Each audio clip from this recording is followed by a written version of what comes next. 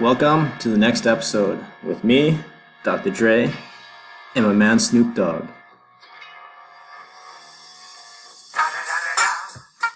Alright, kidding aside. Alright, so let's get into it. Today, we're going to take a look at autocomplete, and we're going to make ourselves a timetable. Okay, and the skills involved with making a timetable, the different things that we can do.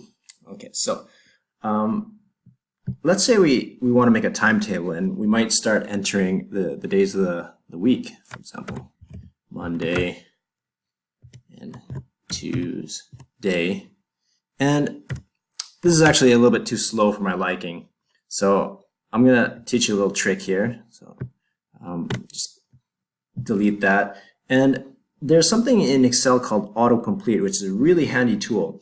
And Excel is able to recognize certain type of data that if I just enter one thing and I grab it, you see this little corner on the bottom right there, and you get that plus sign. If I grab that and just kind of drag it over, you can see how autocomplete starts working. And that's really, really handy. So I'll just resize that.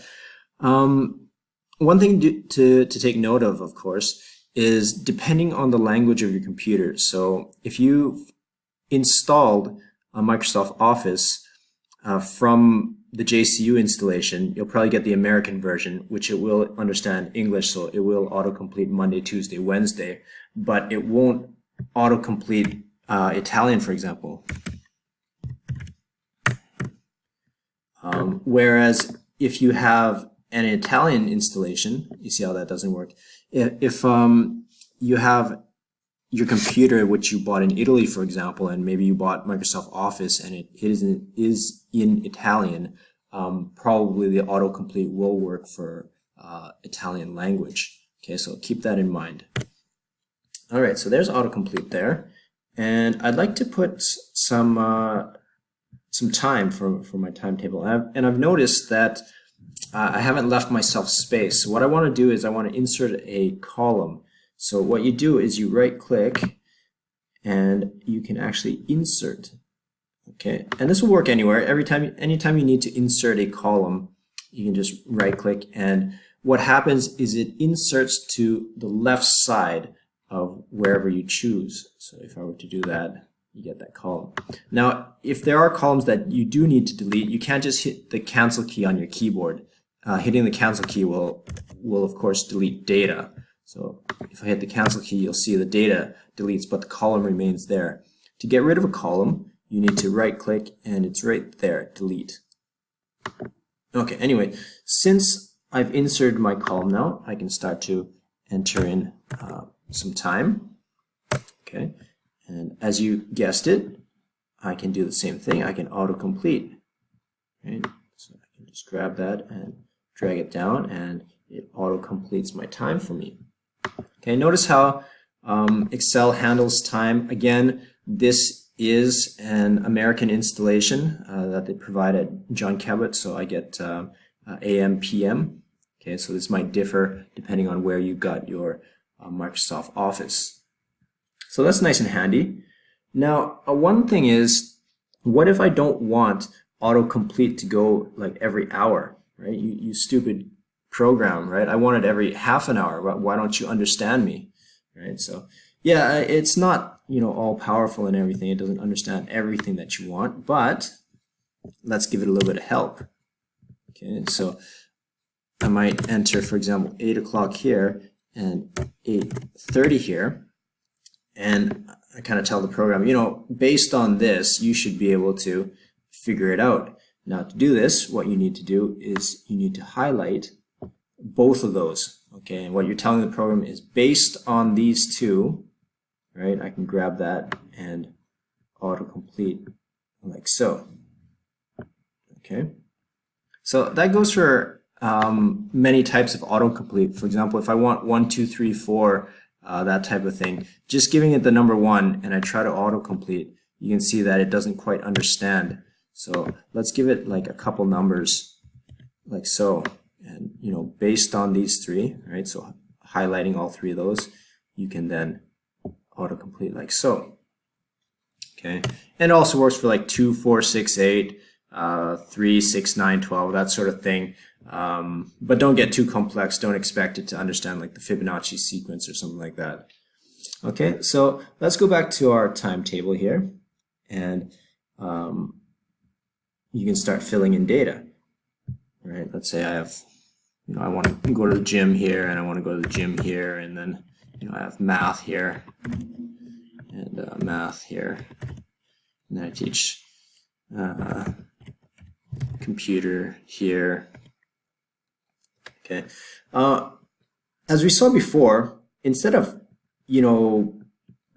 typing things many times, what you can do instead is you can kind of merge cells together. So let's say I have like gym from 8:30 until 10. So I might want to take that and merge those 3 cells together, and I can just type gym once here, right?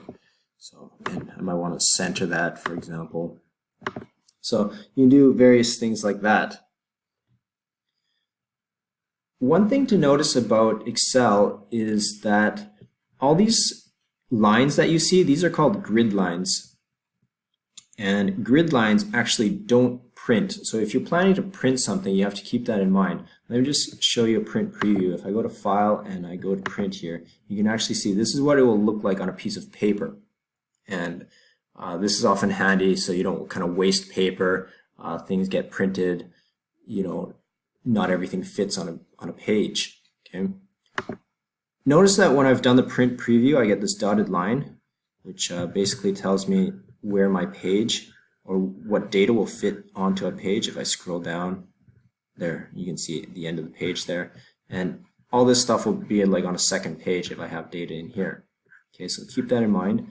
One thing you might want to do is flip the orientation of your data. So it starts off as portrait, but often we want like landscape data, and if I do that, you can see it kind of goes more wide and less tall, so you can fit more data in that way. Okay. Another way to view your data is go into the View tab, and then you have various views. So you can see the page break view. So the page, all this will fit on page 1. This is another handy one where you can actually see this is how things will fit onto a page when you have lots of data. Okay. Again, keep in mind that these lines will not print because those are grid lines. Okay. In fact, you can actually turn them on and off from here. If you do that, I can turn off the grid lines. Grid lines are only there to help you kind of organize your data, but they don't print, like I said. If you want things to print, then you're dealing with something called borders right here. Let me just turn it back to the normal view again. And let's go back to the Home tab, and let's put in some borders. So if I click on the arrow here, you can see all the different types of borders that we can put. You can put a border on the bottom of a selection, on the top of a selection,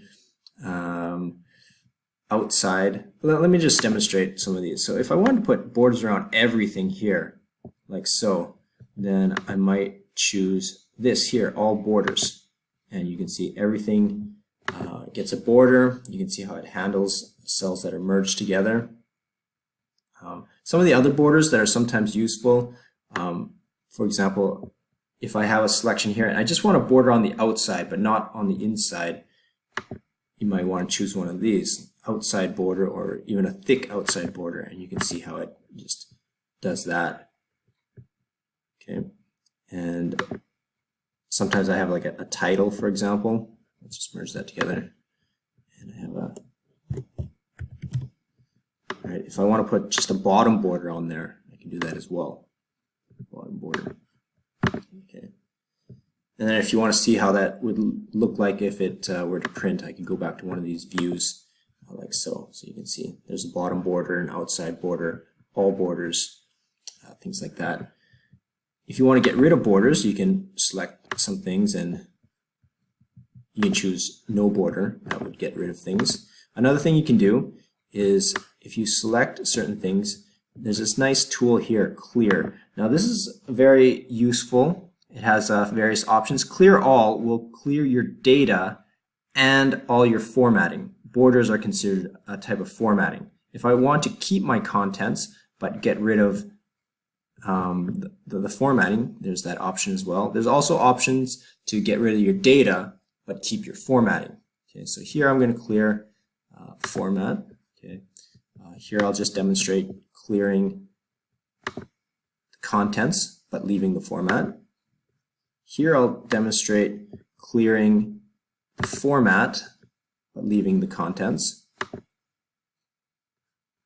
And you see it got rid of my border there. And here I will do a clear all. And you can see that it gets rid of basically everything, content and formatting. So thanks for sticking around with me, Dre, and my buddy Snoop. And we got a challenge for you. So why don't you just go ahead, make yourself a nice timetable, see what you can come up with.